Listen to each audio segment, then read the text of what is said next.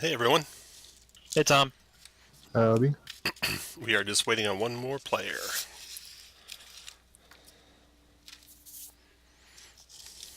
So while we're waiting for one more player, give you the background a little bit here. Got the blurb for Xanathar's Wrath.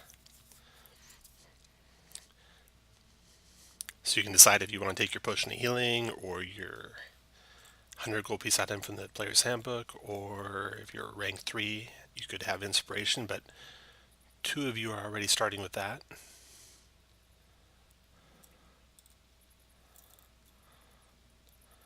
Oh, there's the first alternate. Sorry, Jeff.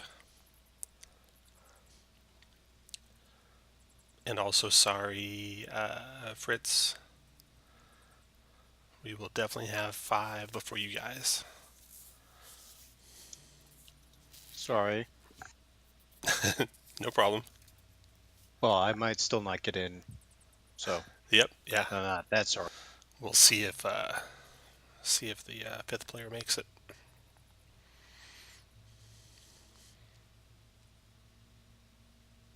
And your party, if it is the first 5 that are signed up, is Aaron, who is 6th level bard, William, who is 10th level fighter, Arthas, who is 6th level paladin, 1st level warlock. So you got a paladin aura going, and that's pretty nice. That gives you guys all +4 in all your saves if you're within 10 feet of them. That applies to death saves, concentration checks. It's pretty handy. Kayla is a 8th level, 5th level ranger, 3rd level wizard, and Mir is our 5th player we're waiting for. And Mir is 8th level sorcerer, divine, and 2nd level warlock. And they have 7 minutes to go.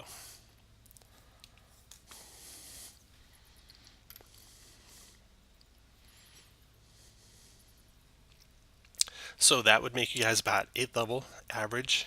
With 5 of you, that makes you an average strength party. If you do end up with this party, you're kind of on the high end. Plus, you got the Paladin Aura going, plus, you got a Sharpshooter going, plus, you got a Healer feat and Inspiring Leader feat. So I'll bump you up 1 level to Strong. If Mir gets replaced by Darwin, I will keep you at average, probably. Although Darwin's a Life Cleric, so he's pretty good too. Forge. Oh, that's right, you're Forge, okay. So not as cool. Not quite as good. Still pretty cool.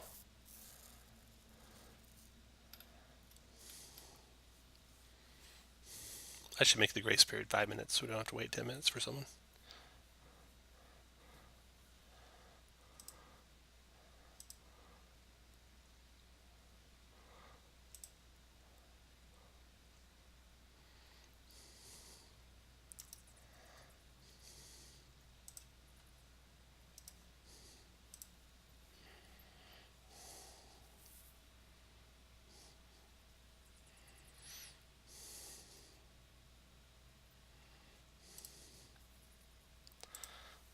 You guys have all been in and out of Skullport in the previous adventures, so you know that this place is dark.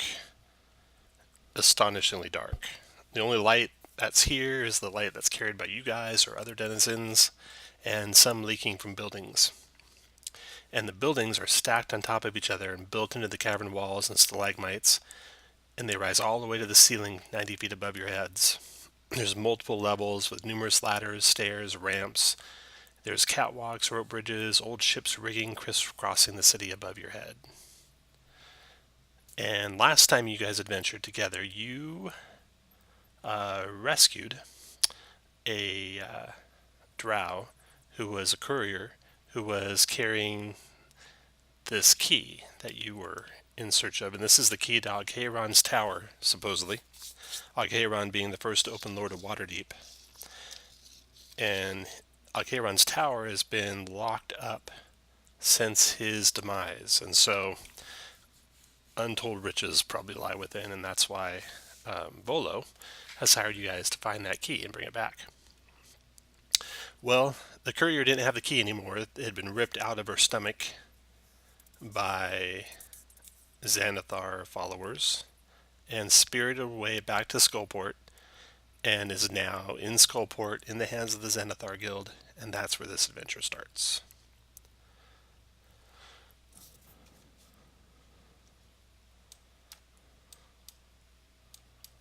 Oh, that's a smart way to do it, Zach. Yeah, I was just gonna grab it so everyone else doesn't have to Sure. snag a healer kit.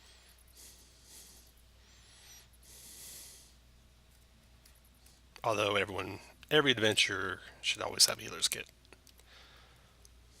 because you can also use it to stabilize characters if you need to in a pinch.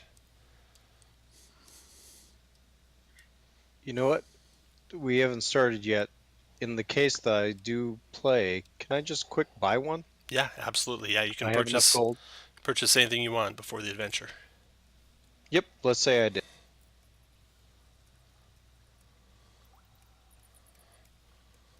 Got nothing to spend my gold on.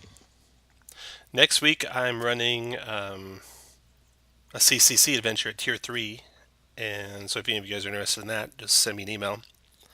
The way I'm doing the signups now is that, like, the first 24 hours, I'm just randomizing the position for everyone, so that you don't have to worry about being right on time right away signing up. And then after that, it'll be first come, first serve on the signups. Still with first-time players getting priority, though. And what's CCC? It was originally convention created content. Now I think it's community created content. So it's different than the AL. It's like an AL adventure, but it's not. Are they like one shots? No, they can be series of adventures. This one happens to be a one shot. Gotcha.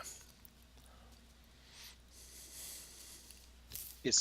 It's generally not season related. Right. 2 more minutes. Then you're in, Darwin. Awesome. I saw so many people in the Discord that I almost didn't log in. We had a second alternate and like the 9th alternate ready to go. Let's see, what else do you guys know? Starting out on this thing. Okay, so you know Skullport. The adventure starts out at the Tawdry Nymph. So I can give you that description. It is a tavern in Lower Skullport. There are candle chandeliers that are providing ample light inside the place. And the fest hall is a single-story stone building with a large common area filled with tables. Patrons are here enjoying food, drink, and games. There's reasonably priced rooms available for rent. The walls are engraved and painted with scenes of patrons enjoying themselves in a variety of ribald activities. And the half-elf owner, Anders Starshine, cheerfully meanders about the common area. And then once you guys all settle down at a table, a scarred goblin boss comes over and takes a seat and says, "I was sent by Corey Bantex," which you recognize as the person you saved, "a friend and Bregan de Arte agent, to repay a debt to Volo," he tells you. And that's where we'll start here in just 1 minute. All right, you're in, Darwin. Mirror is out. You guys will be average. So let's do character introductions. So sitting at the table, you have Aaron. Go ahead, Aaron. Yeah, Aaron is a human bard. Went to school to study valor and combat medicine, and he will be your healer of the day and singing everyone a nice inspirational sea chanty. So everyone's going to start, I think, with 9 temporary hit points. So double-click your token and type in the THP field, which I think is Bar 2. Bar 2. 9 on both the left-hand side and 9 on the right-hand side. That'll give you a bar with 9 temporary hit points. Okay, so that's Aaron. Next is William. William Kidd is a wood elf fighter, fights with a hand crossbow. He's quick on the draw, and he's pretty good. Beside William, William and Aaron and Darwin and Kayla have all previously adventured together, but new to the group is Arthas. Go ahead. My character is a human paladin. Came from out of the way village, and then because he couldn't afford a proper polearm glaive, using a quarterstaff as a weapon. He has winged boots. It's the second character in the party with winged boots. I think William also has winged boots, right, William? Yes. Yeah. I also have a spell storing ring, armor, and stuff. Yeah. All right, so Arthas, Paladin of Conquest. So he can do Conquering Presence. Each creature he chooses can be frightened. He can also do Guided Strike to give him a plus 10 bonus to attack. That's pretty nice. Okay, and then Kalon. Go ahead, Kalon. Kalon is a human ranger wizard. He can work from afar with a longbow if necessary, or get up close and summon his shadow blade, and that he learned how to do in his various travels along the traveling the plains when he was in the Shadowfell. Very good. And yep, that's it. Hey, walking around the streets of Skullport, you want to have your shield equipped or not equipped?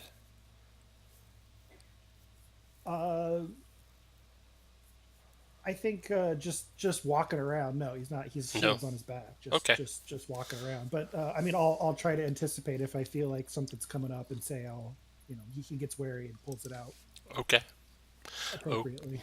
Okay, Darwin. Darwin is a hill dwarf cleric of Moradin.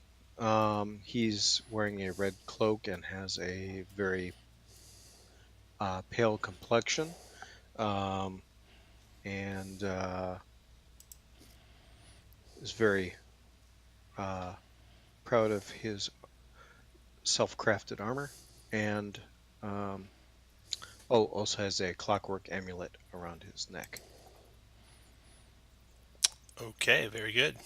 So sitting across the table from you guys, or adjacent to you guys as it may be, as it's a round table, is a scarred goblin. And he tells you he was sent on behest of Volo to help you guys regain control of the key from the Xanathar.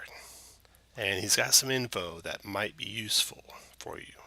He leans into the center of the table and whispers this so that no one else in the tawdry nymph can hear what's being said, but the tawdry nymph is plenty loud, and you're pretty safe, you think, in your conversations here. He tells you that the Xanathar Guild has got the key to Alcaeron's tower stored within a converted pirate ship, the Wrath. It's in Upper Skullport, and Brigand D'Arthe plans to steal it tomorrow night, so you better hurry. Here is who you will find in the Wrath, he says. There's Ott Steeltoes, the dwarven caretaker of the Xanathar's prized goldfish, Silgar. Unbeknownst to the Xanathar, fish aren't immortal, and Ott must occasionally shop for a replacement in the event that the goldfish dies. He's actually sitting right over there. The goblin kind of nods over to a dwarf sitting at a table there, and you get a good view of Ott. He looks like this. He's really distinct because he's got this skull cap with fake beholder eye stalks coming up out of it. He's also got a cart beside him with a fishbowl full of large goldfishes on a wooden wagon. Grumble keeps going. The Xanathar, the ruler of the criminal organization of the same name, is due to arrive for a portrait sitting on the middle deck with his pet goldfish in the morning. He wields powerful magic and is likely to have a retinue of attendants. Avoid him at all costs, says Grumble. And then you see kind of a twinkle in Grumble's eye, like he's got an idea. Then he kind of shakes his head and comes back. He goes, Mergo, the major domo for the Xanathar, he is obsessed with minotaurs. So, I've arranged for some artisans who can craft a Minotaur Skull and then sorcel it with a trap. It'll cost you 100 gold if you want to do it, and in game turns, basically you'd each have to pay 20 gold pieces. I can arrange to have a booby trap Minotaur Skull delivered to Mayorgo, or you can take it with you, and he will not be able to refuse it. When you get next to him and you speak the command word, well, you won't want to be right next to him if he's looking at the skull, because any creature in 5 feet of it will have to will get sucked into the skull unless they can resist, and they'll be taken to another plane for an hour. Do you want me to make that happen? He says. So talk amongst yourselves and see if you want to get a for 20 gold pieces each, a Minotaur Skull. Seems good. I'm okay. Oh, okay. Sounds like that's 3 out of 5. Sounds good to me. Okay. All right. I will make it happen. Well, let me tell you what you need to know. Let me just summarize what you're going to find when you get there to the Wrath. He says, you must act before the Drow act tomorrow night to recover the key. He offers to help you case out the Wrath and go over what he knows in greater detail before you set out on your suicide mission. Also, since you'll likely die anyway, Grumble offers to reward you if you assassinate Xanathar's pet fish, Silgar, and its replacements. He says, you know how I told you not to get next to Xanathar? Well, you'll probably have to get to Silgar. But you're going to die anyway, so you might as well try. The fish can be found with the Xanathar during the portrait sitting, while all of the replacement fish are hidden in Ott's quarters somewhere on the bottommost deck. He points to Ott again, that strange-looking dwarf that's sitting by himself.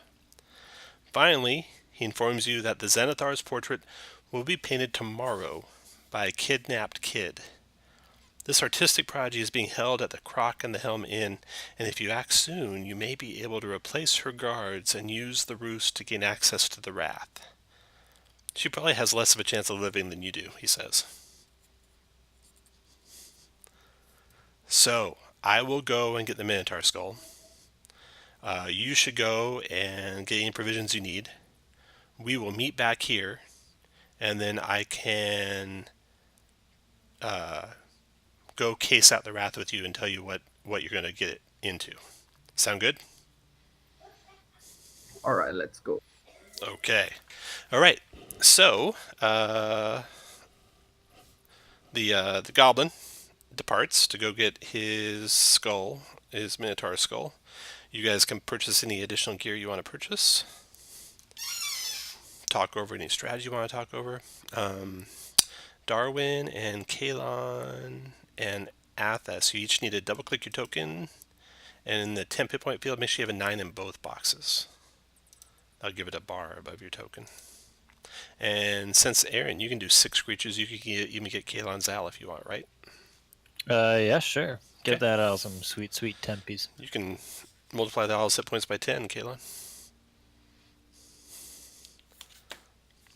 Okay. Sorry, I didn't catch that. So your owl can get 9 temporary hit points too, Oh, right. as well as you.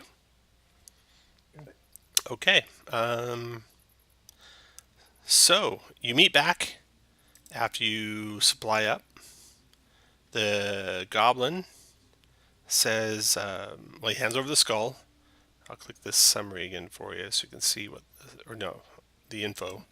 So at the bottom of the info there, that's the skull. What it will do is, when you speak its command word, and he whispers to you the command word, any creature, so that's an action to do this, any creature in 5 feet of the skull must make a 15 charisma save or be sucked into the skull, and another plane for an hour. So you got that with you. Who wants to carry that skull? What's the command word? You guys can make it up. Whatever you like. Any volunteers to carry the skull? Step up with your token. Potato. Drag your token up equal to the owl. First one to do it gets the skull. Potato. Okay.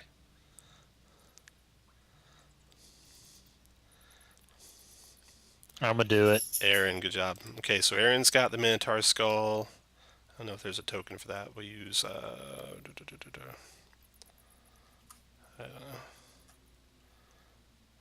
use that skull for it. Okay. So Aaron's carrying the Minotaur Skull. You can speak the command from like 60 feet away, so you don't have to be one of the two. You don't have to be a creature that's going to get sucked into it just to speak the command word.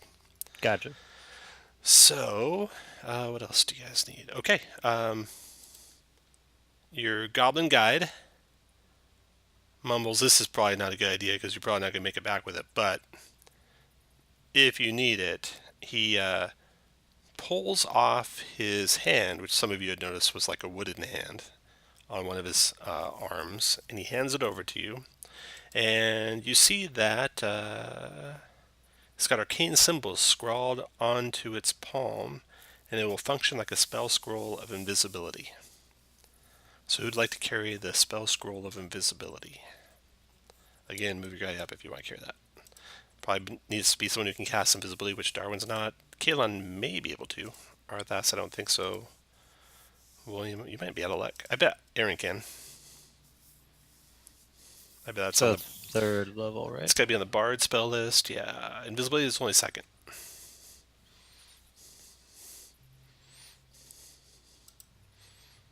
Kayla, you can do it? Sure. Okay. Is it on the Ranger spell list? Oh, you're a wizard. Oh, You're a wizard. Never mind. A wizard. Yeah, wizard. I'll use that little squirrely thing for the scroll. Okay, and the little leaf icon that 3 of you have, that's inspiration. Remember to announce that before your roll, because it gives you advantage, but not a reroll. Okay. Well, you're good to go. So the goblin sets out into Skullport with you guys in tow.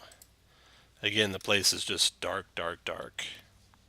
He travels up into Middle Skullport and then eventually up into Upper Skullport. So you guys are walking along anywhere from like 50 to 60 feet above the ground below.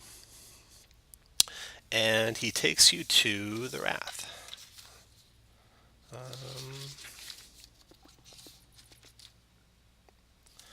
First of all,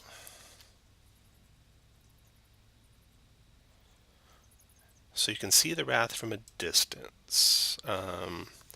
It's a converted 85-foot long sloop hung from the underground cavern ceiling by 6 huge chains. The mast has been replaced with a large brick blockhouse topped with a wooden water tank. The figurehead of a roaring demon wreathed in magical flames dominates the ship's prow, or bow. It's illuminated by strategically placed sconces targeted with continual light or continual flame spells, so it's pretty much brightly lit inside the ship. Aft of the main deck is a raised quarterdeck, and Wrath is written across the stern above the only lower deck windows. There's a banister that wraps around the main deck and the quarterdeck. And you see 2 exterior ramps that form a path over the blockhouse. The exterior walls have arrow slits in them. Let's see, I got a map here, I'll show you too. Should have showed you that while I was reading it. You see there are guards on the decks. You see patrolling the forward deck is a Etin. Then there's a door into the blockhouse right down here. And then the aft deck, you see 2 humans patrolling the aft deck, armed with longbows. And there is a door again into the blockhouse in the center of the ship from that side. And the blockhouse has arrow slits along the walls. There's a flight of stairs that go down, and those are right here on the aft deck. That's what you can see from outside. The windows are along the stern. There's some along the very aft part of the stern, and there's one on this side of the stern and one on this side of the stern. And they look to go into the mid-level of the ship. Then he points out some other features.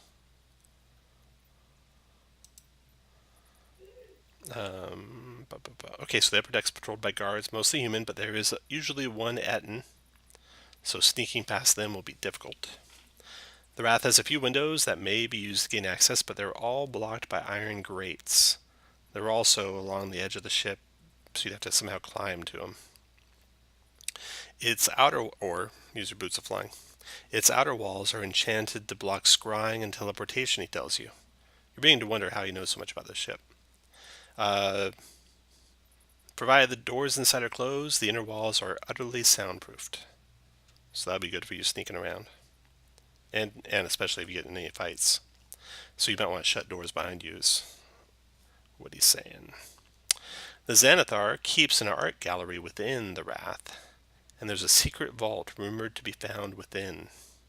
Grumble believes that the key to Ogheron's tower, which you are here to get, is there, in the secret vault. There are a number of magical crystals that are activated at night that sound an alarm when touched, or if a creature gets too close to them. A key carried by Amerigo disables them. Grumble knows that Ott Steeltoes uses a secret entrance to access the ship, but I haven't been able to track him down to where it is, he says. But telling Ott following a supply run might reveal a less guarded entrance. And that is all he knows. So you've scoped out the ship. It is basically evening time. And you have all this night and all the next day before Reagan Diarthe will come and basically steal the key from the ship, if you don't. You know that in the morning, the painter will be taken to the ship. So you could go to where the painter is being held and replace her guards. And you know that's at the Crook and Helm Tavern. You have the skull, which you know Haron, or not Haron, Amerigo will want to see the skull. So you could definitely use that to get in. And then maybe you could capture Amegro and then have your way with the rest of the ship after that. So you could do that at night or during the day, whenever you want. So, you guys got some planning to do. If you have any questions, let me know. And Grumble can answer some of them. So it's all yours, guys. Form up your plan's going to be, and then let me know. Should we go to the painters first? It sounds like there may be a secret entrance that we might be able to use. Can any of us sneak? I cannot. I got disadvantage on stealth too. So for that secret entrance, yes. Grumble says, yeah. I think there is one. Ott Steeltoes would know where it's at. If you could trail him, remember he's at the Tottery Nymph now. He's probably going to get some supplies and then might head back to the ship. You might be able to find which way he gets in. So I think that either we trail him or we intercept the painter and pose as guards, but then we would have... So, I mean, metagaming a little bit. Either we would have to be good at sneaking or we'd have to be good at lying. I'm not good at either of those things. Anybody else? Good at intimidating. I think the painters is it. I can make the whole party be better at sneaking by casting Pass Without Trace. Just putting that out there. Yeah, that makes him a lot better at sneaking. Yeah, that means the worst I can do is an 11. Right.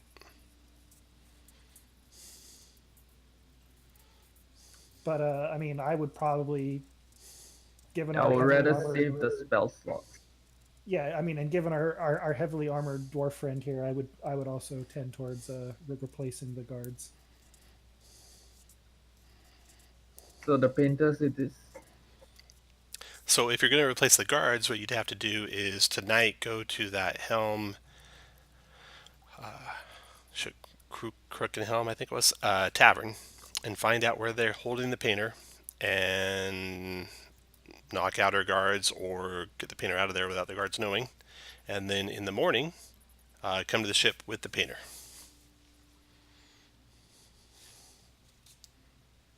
Sounds good to me. Yep, sounds good. Okay. All right. Plan. All right. So you guys got a plan. So you head off. Let's see. Grumble will leave you alone. Says that sounds like a good plan. Good luck. And you guys head off to the tavern. So, the Crook and Helm Tavern.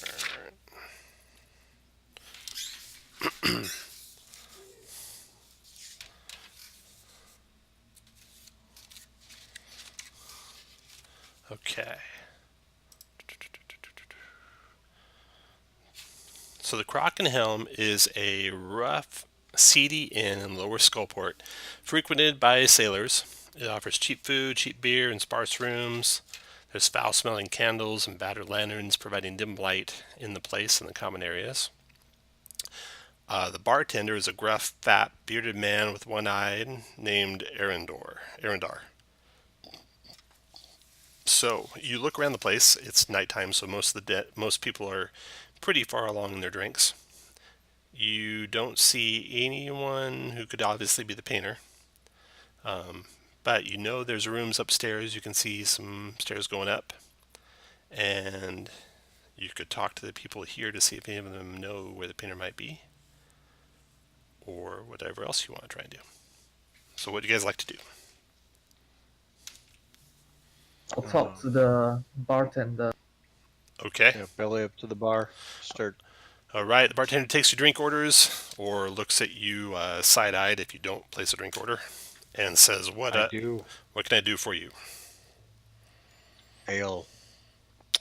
He puts the nail out in front of you. You look like not the normal clientele we have here.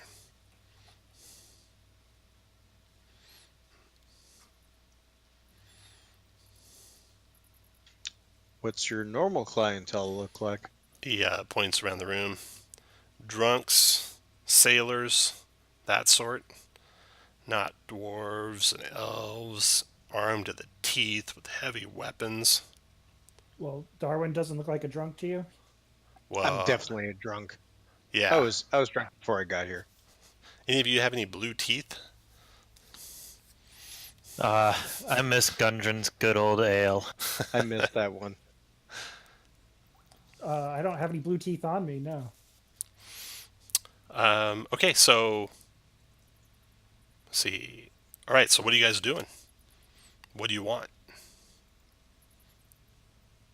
We heard of a famous artist. Want to hire her. There. I don't remember any artists. There is a group of ne'er-do-wells upstairs that have a kid with them. Maybe that's who it is. Yeah, that sounds about right. Well, they're up in room 224.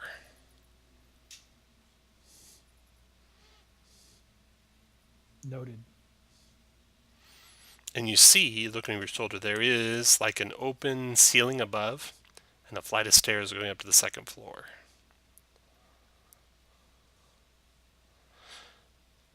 Well, finish your drink, boys, and then we'll head on our way. All right. So after you guys finish your drinks, you head on upstairs.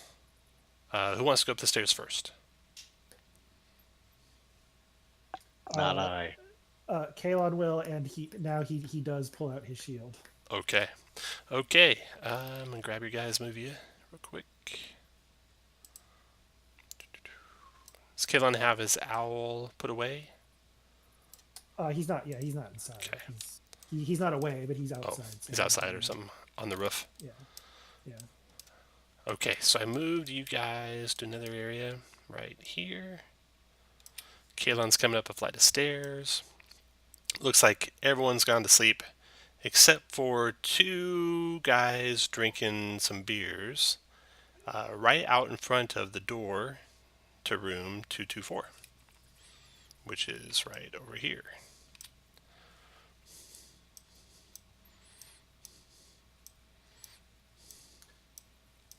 I come up the stairs with my shield, and as soon as I see them, I realize I look weird holding my shield, and I go, "Oh, good. There's no fire up here. I thought there might be a fire, and I was protecting myself with my shield. So there's no fire, right?" They look at each other, look at you, and shake their heads no. But they're both looking at. They're both suspiciously watching your group now, though. Well, you can come up now, boys, and go to bed. Don't got to worry about that fire that we thought we smelled or heard. Okay. as So I where are you make- going to go, as I make Kaylin? room. I'm just making room for the. Okay. rest Darwin, of where are you the, going to go? Darwin's gonna walk over to the table over here with his beer in hand Okay. and sit down. All right. Darwin's sitting down. The rest of you can nonchalantly sit down. Okay. The two guard types are watching you, but they go back to their conversation. You can hear them. Everyone make a perception check. See what you can overhear what they're talking about. So to do that, you click your token, and then you're looking for. Oh, okay. You're looking for the wisdom button. So Athos. Oh, that's one other thing for the software. Make sure that you have the token macro order set to unchecked alphabetically sort token So actions. it's the one with W. Yep, you're looking for the W12. So you click your token, click that. Perfect. Okay, all right, that's so you can hear what they're talking. William can hear you guys are all listening pretty good. Okay, so you overhear these guards talking about how this is going to be a big payday.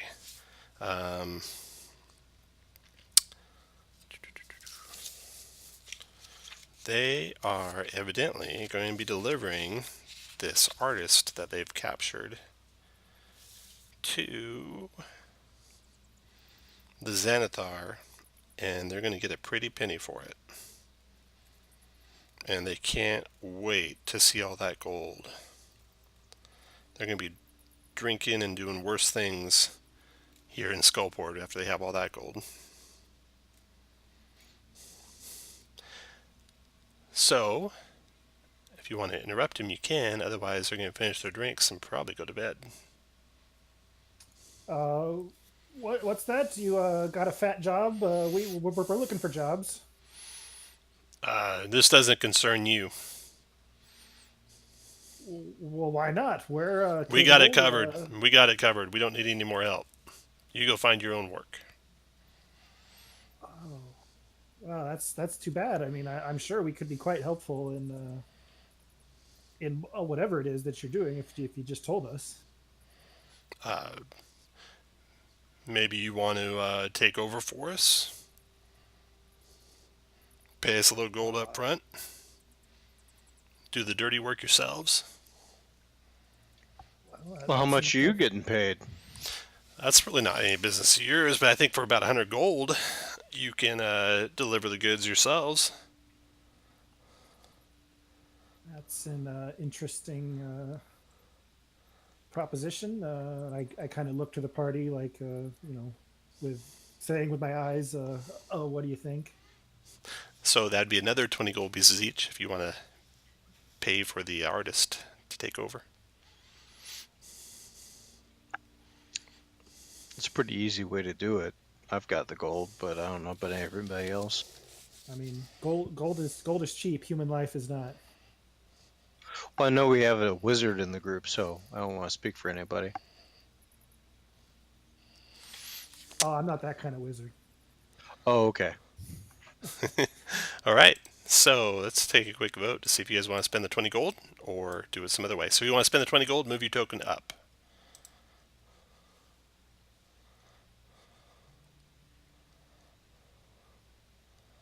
All right. All right.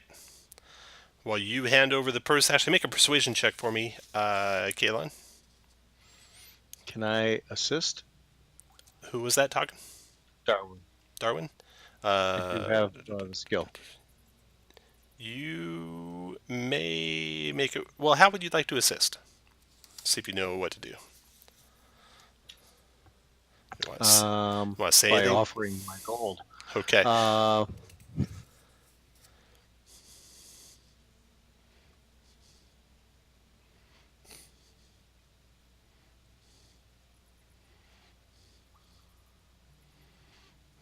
All right, Kaylin, go to make the check with no advantage, regular check. Got it. All right. They take your 100 gold, and they're happy to do it, and they're happy to get out of the way and leave you to the young artist. So you come into the room, they get out of the way and take their 100 gold and say, okay, boys, let's go get some more drinks and other bad stuff. They're out. Leaving you with the artist, a young child, probably about 13 years old or so, named Vina. And Vina is pretty scared. Vina was kidnapped from her family and wants to go back home. And whatever I have to do to get back home, I just want to get out of here, Vina says.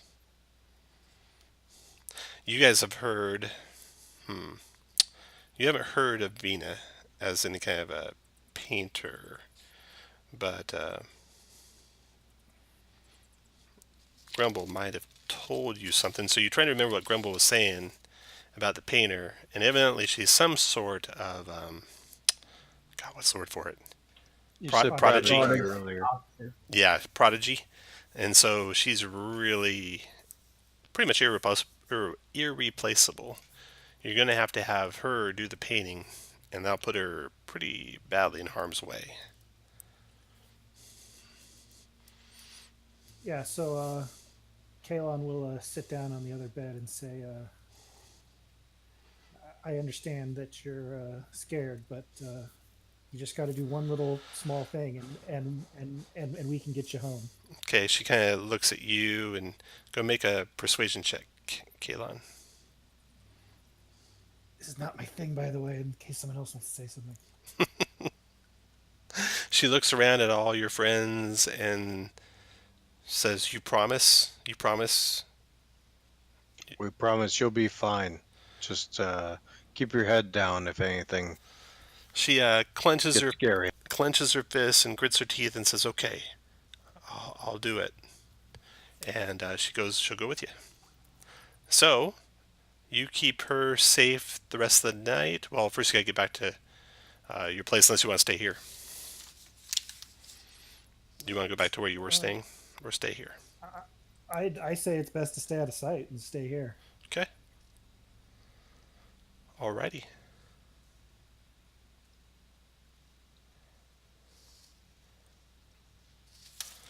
If you're staying here, then let's figure out where you're going to be sleeping for the night. So you guys got this room, basically. So you can set up you guys where you want to be in that room.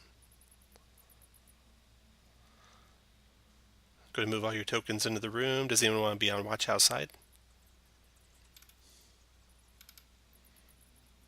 I can. Okay. I can as well. Okay. Actually, we can kind of fast forward this. There's no one else. No one comes to you that night to do you any harm. So the next morning, you can prep to leave and head to the Wrath with Avina in tow. On your way to the Wrath, you run into a little bit of a difficulty, though. So you're heading down the streets of Skullport with Vina in tow when you come to an encounter, which I'm going to have just south of where you guys are right now, currently on the map. So you can move your tokens down. You're traveling from the north towards the south. I'll put Vina about where your party can be. So your party, your leaders can be like right ahead of her, heading south.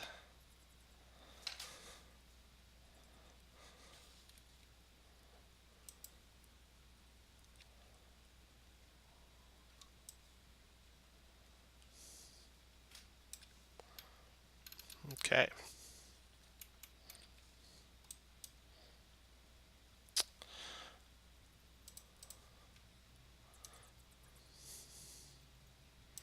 So as you're walking down the street, a really big muscular human comes around the corner and addresses you all. You are hailed as you walk down a deserted street in Lower Skullport by a large, muscular woman, wearing furs, armed with a maul, and carrying a torch. The street's about 15 feet wide and lined with abandoned buildings, and you notice a musky animal smell, as well as hear the rustle of feathers in the closest building. Actually, it's in the building closest to her, like over here, towards those big doors. She says, My master would like to buy the girl from you.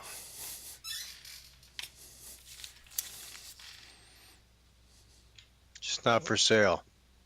Well, hold on. Let's hear them out. Who is your master? My master is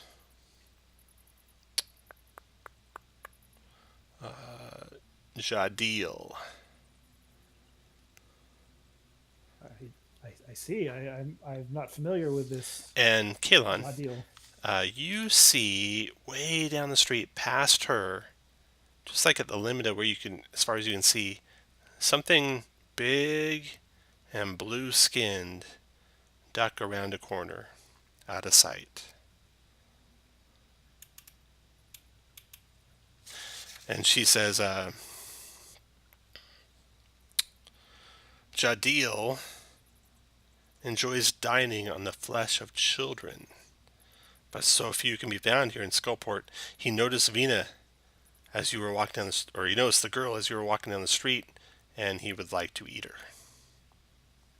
That's not happening. Yeah, I'm not I'm cool with going that. to say you wouldn't want to offend Xanathar. You guys want to roll initiative? Well, hold on. No, hold on. I give a wink. Hold on. Let's see how much they're willing to pay. And I start walking towards them as if I'm looking to negotiate. She's like, I'm going to cast Bless. okay, roll initiative, everyone. Don't cast Bless yet. Roll initiative because she will launch into the attack as soon as you start casting.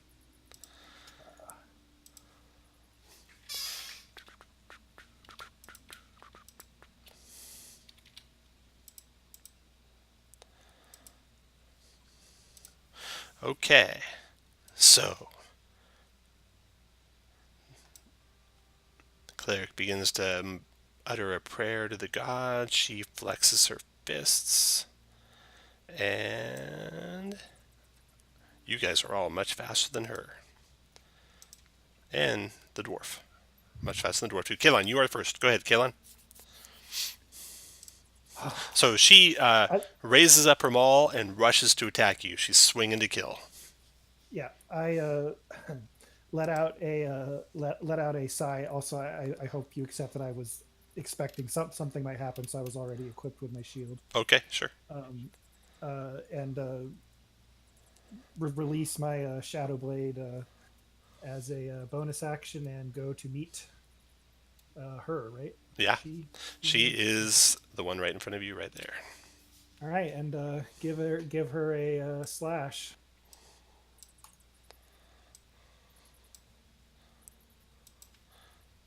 Okay, the Shadow Blade cuts deep into her psyche, doing 14 points of damage. Got it. And then swing it back again. The 16 also cuts at her for another 12. All right, and then just get ready to hopefully receive and/or not get hit. Aaron, you are next. I'm gonna viciously mock the lady. The large lady, wisdom saving throw, is viciously mocked for 6 points of psychic damage and disadvantage on her next attack. Remind me when I swing. Gotcha. After Aaron, William. Can I do a quick glance around the skies for any of the... Yeah, you don't see anything around. For the flame skulls, you mean? Yeah, you don't see any flame skulls in the area. I'm going to move forward just in case. I'm going to start shooting at... Okay. The 19 hit for 20 piercing, the 15 missed, and the 14 missed. So 20 piercing. Okay, after William, Arthas. Your turn, Arthas.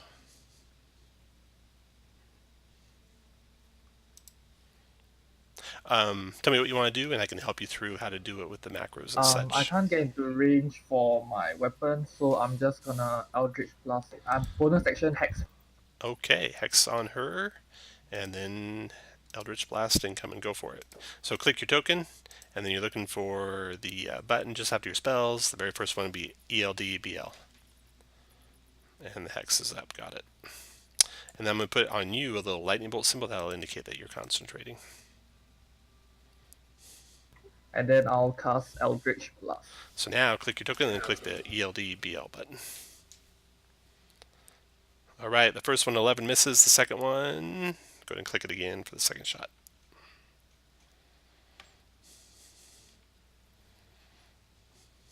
"13 also misses. Darwin, you're doing your I hex Strength. strength. Okay, got it. Yep. Alright, so what I was gonna do, I will cast Bless on Kalon, Arthas, and William, and I'm also gonna move up a bit. So if you're blessed, just to remind everyone, put these cross swords token on your guy. So that was Arthas, William, and Kalon. Yep. Okay. You know, you guys are still plenty strong. I'll keep you at average. I'll keep you at average. Okay, her turn. She will multi-attack with her maul on Kalon. 23 Kalon for 5 bludgeoning. Then she Actually, yeah, that hits. That hits. she swings again. Oops. This time's only a 13 to hit. And then the door. Did you do disadvantage for that first one? I did not, so that's miss. The doors to the right of you, William, burst open, and 2 huge feathered bear creatures are standing in front of them. They come in the next round. Let's see what their initiative is. Bum, bum, bum. And, bum. And Kalon, you are first to react to that happening. Oh, bother. I guess I'll have to finish this lady off and swing. Well, hopefully finish her off and swing twice. The 19 plus hits for 15 psychic. And the 20 finishes her off. She falls under your psychic barrage. What else do you want to do, Kayla? Then I'll move to try to put myself between these, I guess, owlbears and... All right. The first owlbear is the one to the north. It lays into William, multi-attack, and with 1 beak and 1 claws. The beak attack on you, William, is a 25 to hit you for 10 piercing, so 9 temps are gone and 1 real. And then a 14's a miss on you.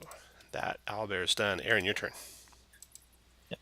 I'm going to move my way kind of down the alley, kind of. Can I like guide the kid and like bring him right behind me? You bet. Yeah. Okay, and I'm gonna kind of shout out towards that north feathered creature and just kind of make mockingly caws at it. It worked. It takes 5 psychic and disadvantage. William, your turn. I am going to use Fighting Spirit and start shooting at the one that just attacked. That is a hit for 18. That is a crit for 21. That's it. After William is the South Owlbear. It lays into Kalon, multi-attacking with its beak. Kalon, 11 misses you, and its claws. 26, Kalon. Yep, there's nothing I can do about that one. 19 points of slashing. That owlbear is done. Arthas, your turn. So Arthas, you can actually attack. If you're in the space north of William, you can still reach that north owlbear. If you're in the space south of Kalon, you can reach the south owlbear. I attack the owlbear with my quarterstaff. All right. 2 times. All right. The first attack is a 26, which is a hit for... And you did a Hexblade's Curse. Did you want to move it to the owlbear first? Or did you want to save your bonus for a butt attack? Save my bonus. Okay. So that is a hit for 7 points of bludgeoning. Next attack. 15 is also a hit for 12 more, and that dropped him. You probably have movement left. You could probably get to the next one. 3, 4, 5. The butt attack is a hit for 9. Very good. All right. After Arthas, Darwin. Can I move here and attack the south owlbear? Yep.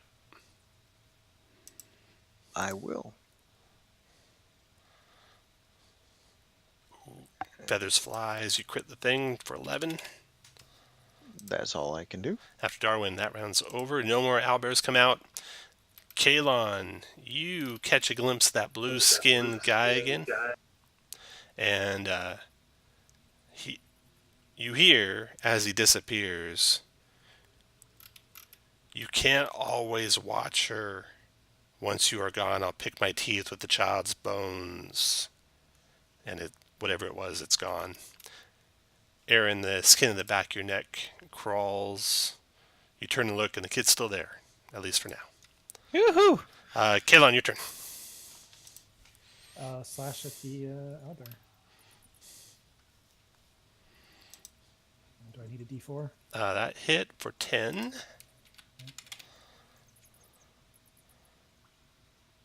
then one more time. That hit for 19. Nice.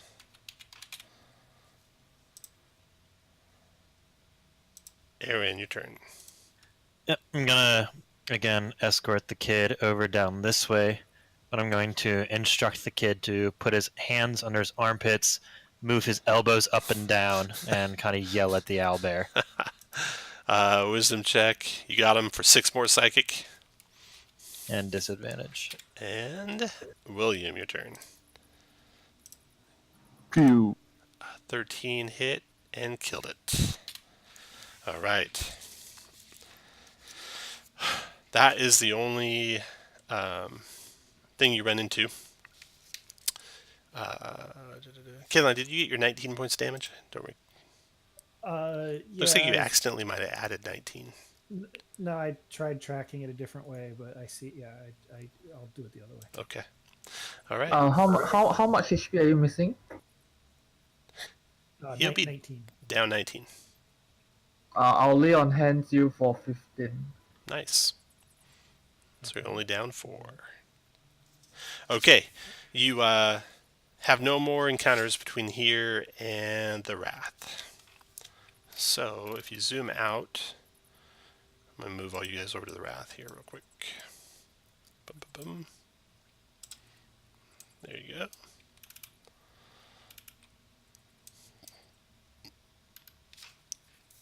Dietin grunts and points to the door into the blockhouse when it sees the kid coming. And it says to you, Maglor. Maglor.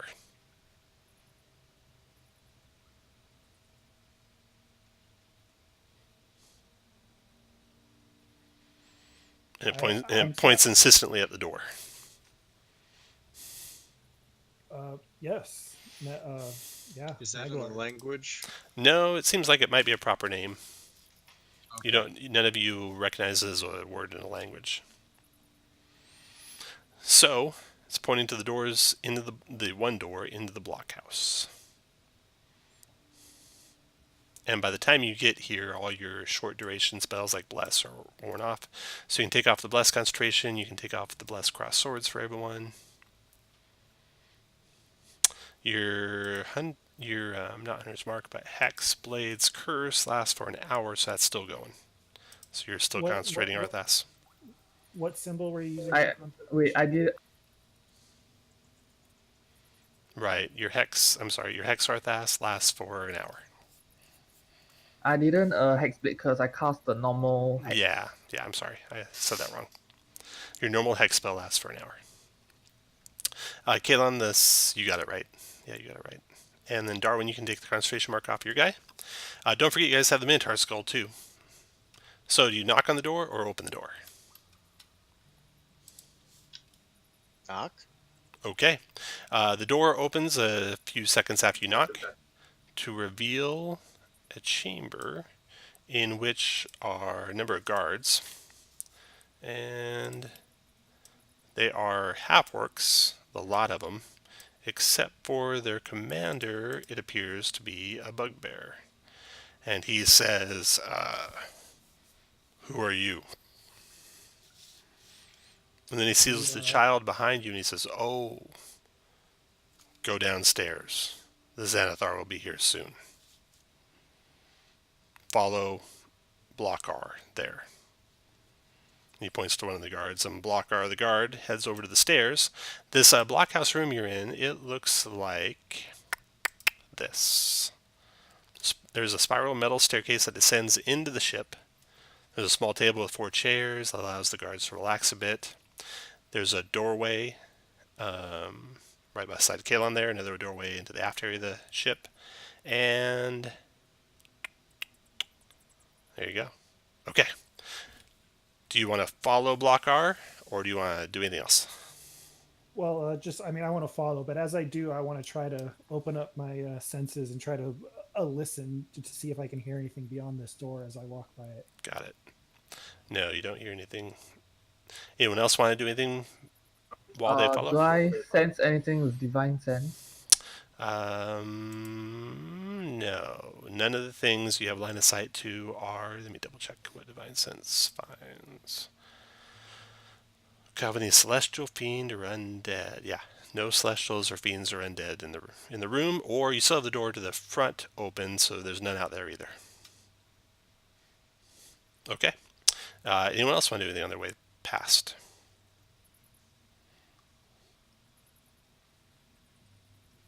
Okay.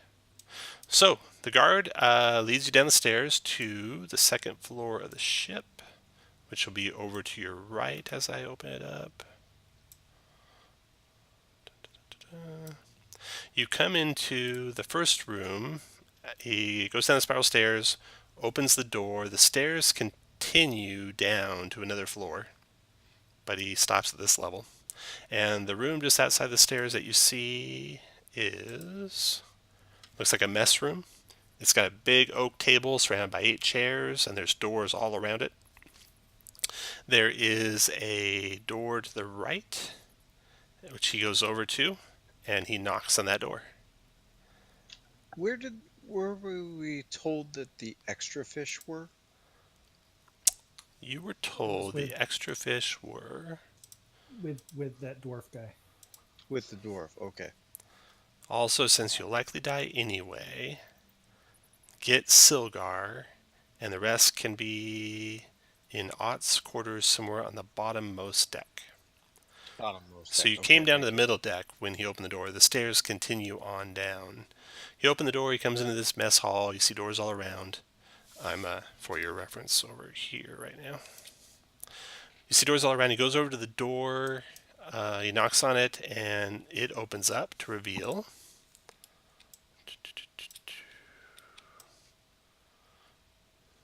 another room below. Your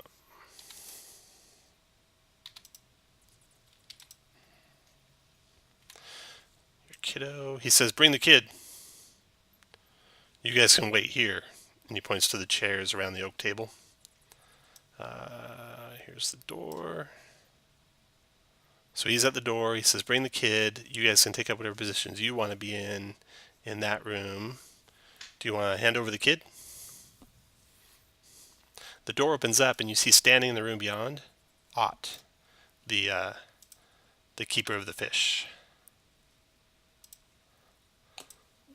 Well, we would gladly hand the child over, you see, but she's a little, skittish, and she's gotten a little used to us. So at least one of us is going to have to go with her. Whatever, suit yourself. He gets out of your way. And she shakily walks into the room. You can see also in the room, there's a table about in the middle of the room, say about there. And resting on that table, you see a fishbowl with a big goldfish in it. And Kayla, as you walk in next to the room next to her, you see what you are afraid might be the Xanathar. If I can reveal it here, I will. There we go. All right. Is that Xanathar himself? It Maybe from the stories you've heard. So we Quite think. possibly. It could be. So, let me describe the room around that you guys see. So, in this room,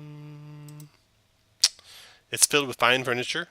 There's a bookshelf, a fully stocked liquor cabinet, a pair of leather chairs, all in the southwest corner. There's an easel holding a blank canvas sitting next to a small table of paint beside the windows. There's a table in the middle of the room holding a 3-foot wide fishbowl. Large windows along the stern offer a view of the dilapidated town. The windows are covered by iron grates outside. And the Xanathar is here. The girl's really shaky, and she goes over to the easel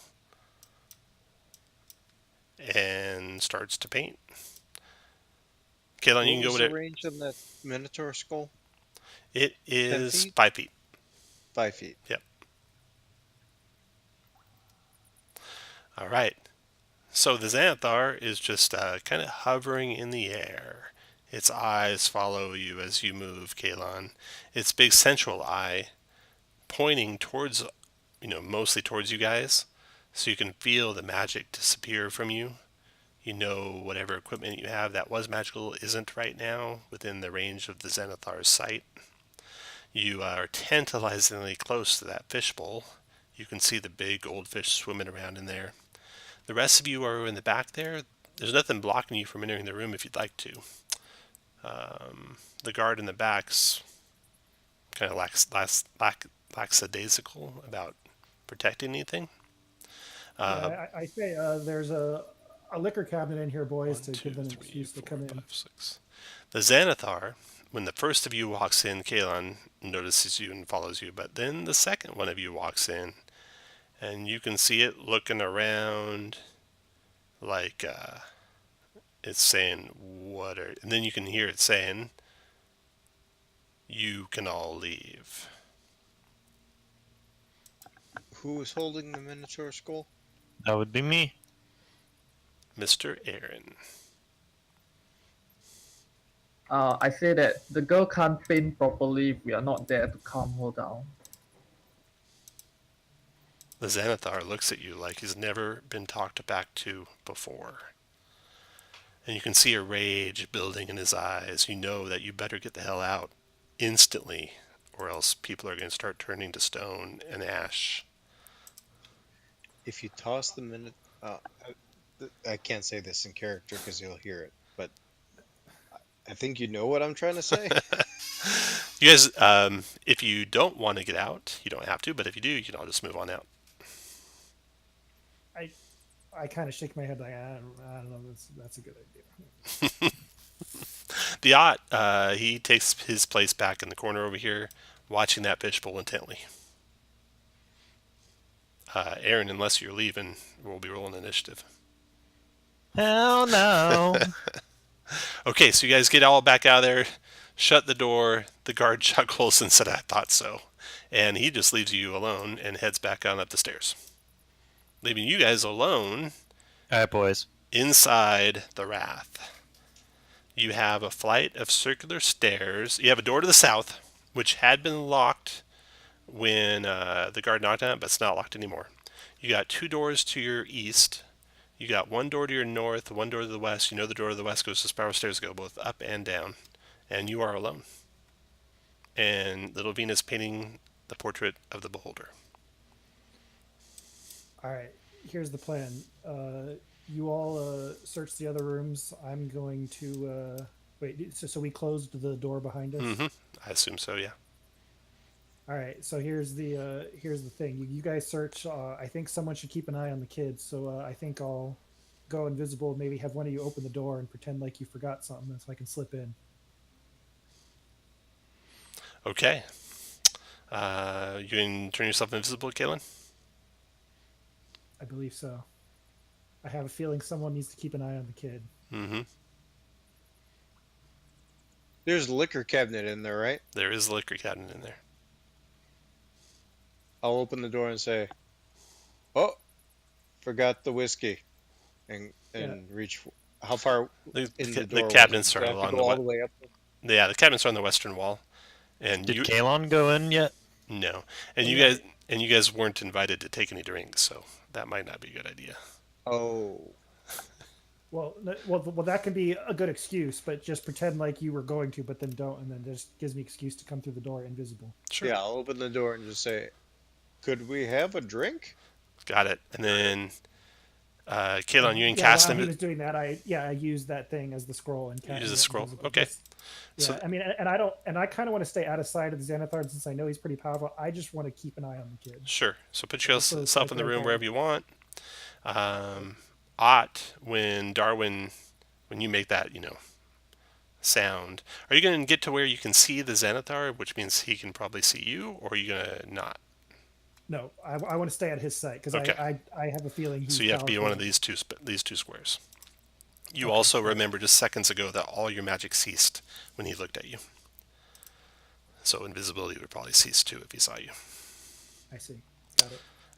So you stay out of his sight. You're watching the kid. When Darwin opens the door to ask for whiskey, Ott looks at him like, "Are you crazy?" And then you slip in. Darwin shuts the door behind you. So you're watching the kid. Now Kalon, unfortunately, being in this room, you won't be able to hear them at all because all the walls are soundproof. So you're kind of stuck It's a risk, out of it's a the risk I gotta take. out of I what they're promise doing. I promise have- the kid, man. And the kid, you're not going to be able to do anything if the Xanathar decides to eat the kid. Well, that's what Oh, will I'm happen. not worried about the Xanathar. Now, kid. I'm worried Darwin, about- and Aaron and stuff, you guys know that everything's perfectly soundproof here. You could maybe prop that door just slightly ajar so that Kaylin could hear what was going on without Ott noticing that it's slightly ajar. All right. Just not quite close it Yeah. all the way. hmm I could try. Yeah. Just if you're going to do that, tell me you're going to do that. I'll do that. All right. Done. Now, you guys that are left behind, where are you going to go?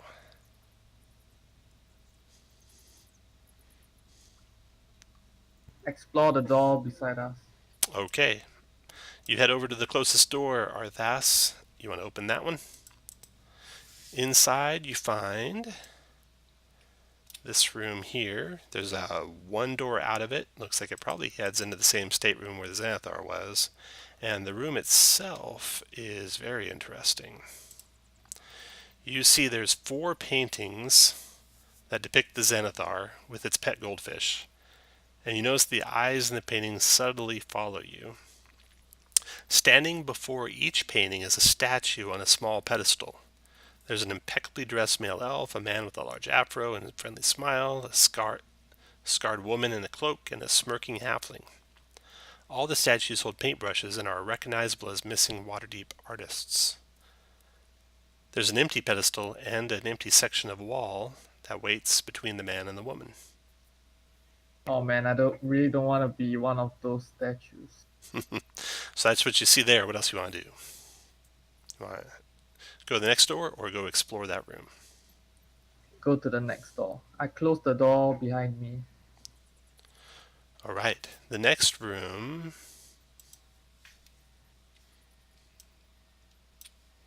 is pretty small. Let's see what's in here. I think it's just a privy. Yeah, just a privy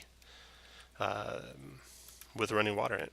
Okay, you want to explore that or go to the next door?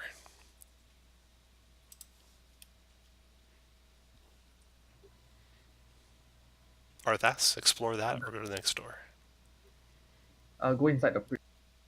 Okay, so you search through the privy, you don't find anything hidden in there. Now where you want to go? I'll go to the last door. All right, the last door opens up into a kitchen. Inside the kitchen there's a single cook, and there's a curtain that hides a simple hammock you can see, and a small chest of personal items probably. The cook's a tiefling, and he just kind of scowls at you when he sees you open the door standing there.